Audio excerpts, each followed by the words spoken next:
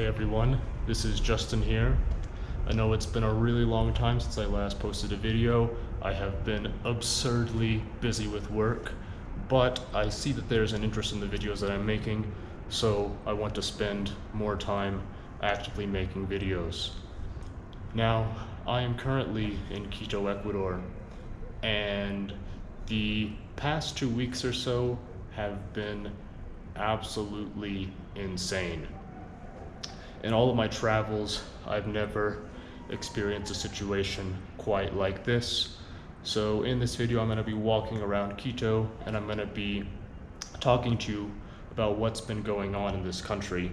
Fortunately, things have recently gotten better, but just hang on, sit tight, I'll tell you the full story.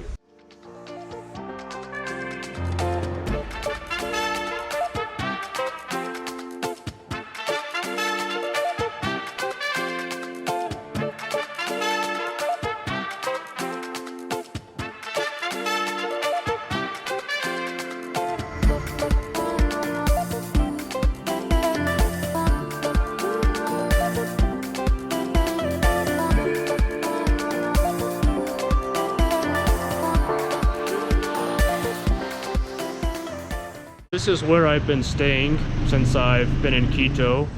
It's a mansion, basically. Don't worry, it's not all for me. I'm actually just renting a small studio apartment. My room is over there. But there is a family that owns this place, and their part of the house is over here on this end. And there's just a lot of spare rooms that they rent out to foreigners and volunteers. But it's a really, really good spot. The family that lives here is very nice. And as you can see, there's a pretty good security system here. Got this electric fence that has actually, and also security cameras. I don't know if you can see that or not, but those have actually come in handy. So let me explain what's been going on here in Ecuador. Like I said, I've never experienced anything like this in my travels. So before I get into what's been happening, I have to give you some backstory on the history of Ecuador. And yeah, I know it's history, but please just trust me, it's pretty interesting stuff. Especially for me, because I've been living through part of this history. But anyways, back in the day, there was a guy named Correa. I say back in the day like it was a long time ago. It was like the former president of Ecuador, and he was like a left-wing guy, and he was spending a lot on social programs, just spending a lot in general. Generally left-wing governments spend more, and his vice president was a guy named President Moreno, and so when Correa was president, he was the guy that actually gave Julian Assange asylum whenever he was in London. As you know, Julian Assange was living in the Ecuadorian embassy in London for a really long time. And if you don't know who Julian Assange is, then you've probably been living under a rock. But he is the guy that founded WikiLeaks. WikiLeaks is an organization that released a lot of documents exposing corruption really around the world. He released documents related to war crimes committed by the US and Iraq and Afghanistan, among many other things. And, well, obviously the US wanted him to be extradited to the US so that they could put him on trial there, but he was in London at the time, and he was able to apply for asylum at the Ecuadorian embassy. Correa granted him that asylum. And then Correa stopped being the president here in Ecuador, and his vice president, President Moreno, actually came to power. And you'd think that since Moreno was the vice president of Correa, that they'd, be on the same wavelength politically. And maybe they were in the past, but once Moreno became the top dog, he really started to change the direction of the country from a more left-wing government to a more centrist, more neoliberal government. And he's done quite a few things that, to me, indicate that he is actually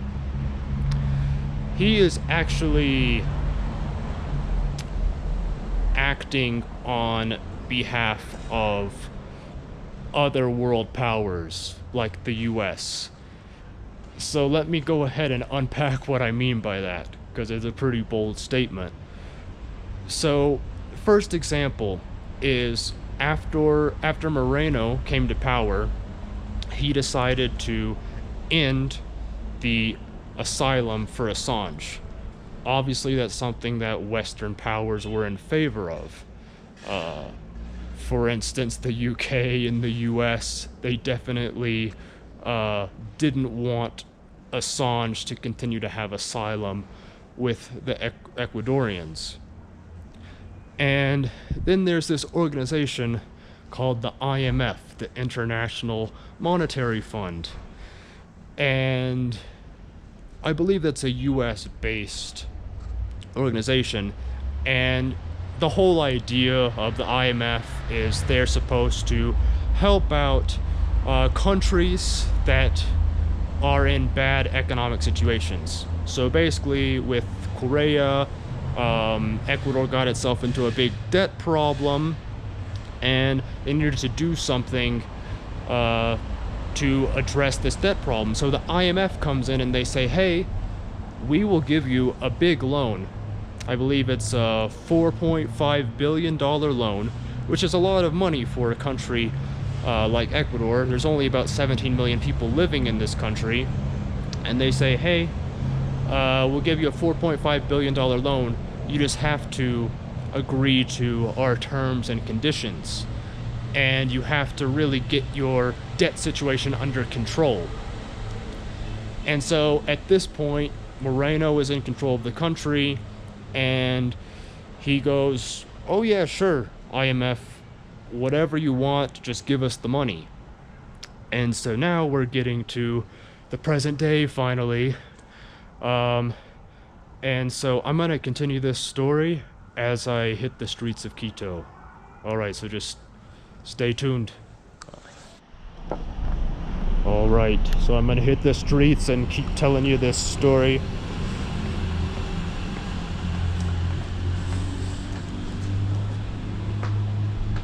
And so I'm actually living in the city center right now. I've got so many keys.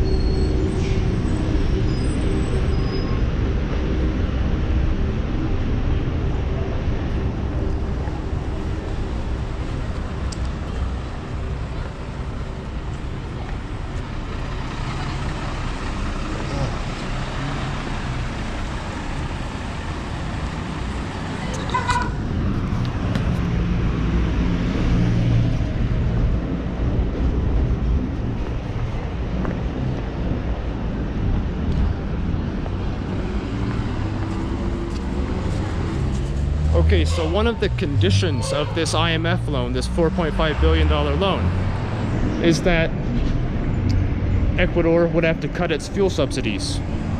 So this meant that, you know, diesel goes up by 75%, something like that.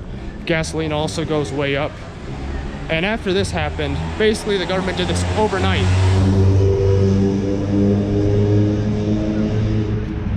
There was no easing into getting rid of the fuel subsidies, and keep in mind this is a relatively poor country. They don't really have, you know, alternatives to gas and diesel at this point, and the government just did it overnight. Like, I don't even think they gave the people a warning. So naturally the people here were very, very disturbed.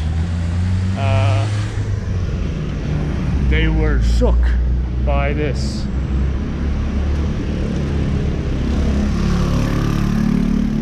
This immediate policy change that has an enormous impact on people's lives. And there's the thing that people don't understand. They go, oh, well, you know, fuel subsidies aren't good, we shouldn't be consuming so much fuel.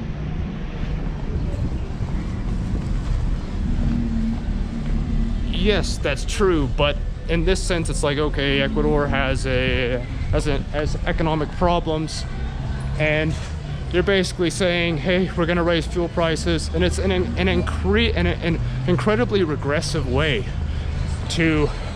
I'm gonna turn the camera around so you can see these beautiful, colorful buildings.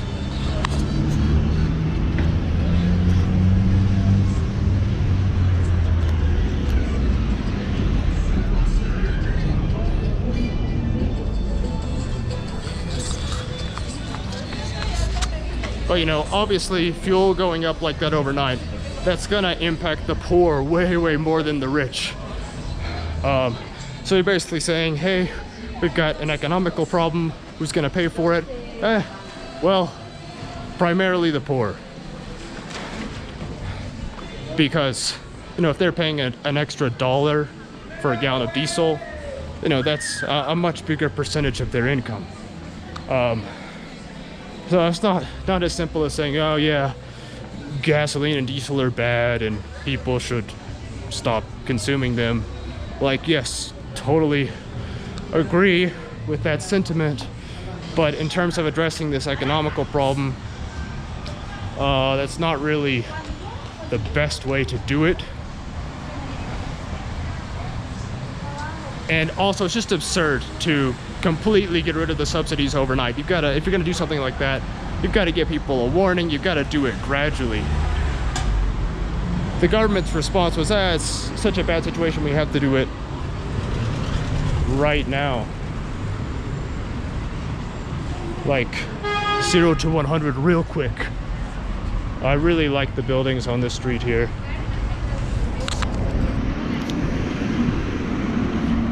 Great colors. So basically what happened is, after the government made this decision, the city just erupted into protests. These protests lasted almost 2 weeks, and I was in the thick of it here in the Centro Histórico, the historic center.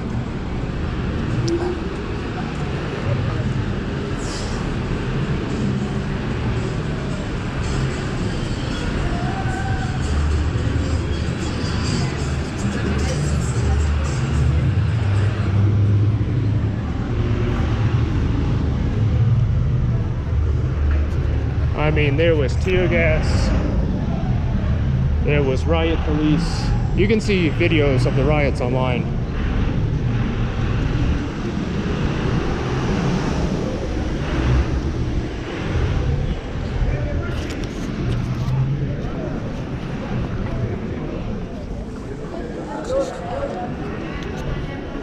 But yeah, I legitimately thought that I was going to see the government get overthrown. So after almost 2 weeks of protests, and there were like indigenous groups from all over the country that marched here to Quito, demanding that the government repeal the austerity measures.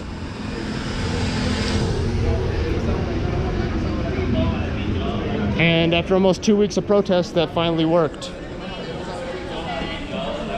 This is the president repealed the measures last night. So now things are more or less back to normal. A few days ago, this corridor here was barricaded. They had barbed wire up. Some days were like ghost towns, some days were crazy protests. But it's a beautiful city, and I'm glad that things are more or less getting back to normal now.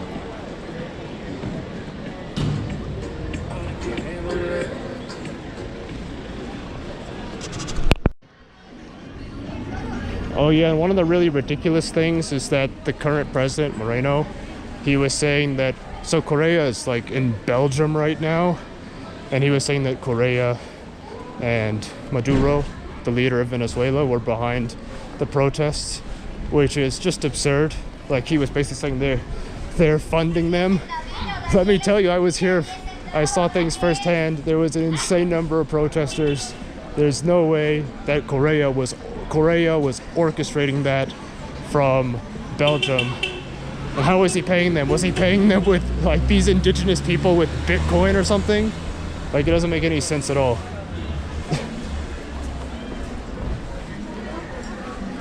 But yeah, I feel like the people are very happy now. Things are back to normal. City is back to normal life. Hopefully it lasts this way. Because the government said they were gonna substitute things, like have different austerity measures. Hopefully that doesn't spark more protests.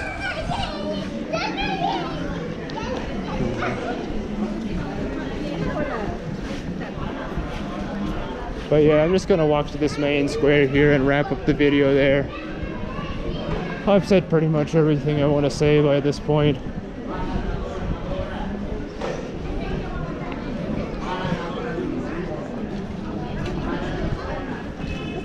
But yeah, hopefully you're enjoying getting a taste of Quito.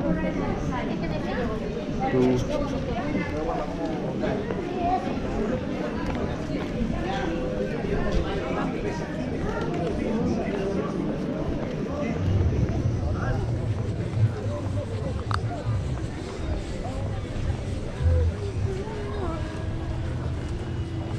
There's a backlog of garbage from the protests.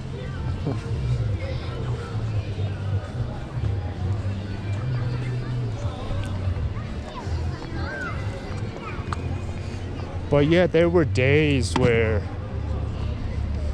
the protests were actually on my street, because my house here is so close to the historic center, and of course the historic center was barricaded, so they would just go to the nearby blocks, which happens to be where my house is.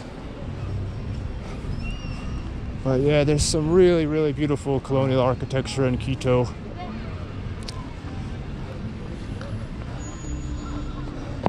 Ooh, almost tripped on a brick there. Alright, well, hopefully you enjoyed this video. I think I'm gonna sign off here. Take it easy, and don't forget to subscribe if you enjoyed this video.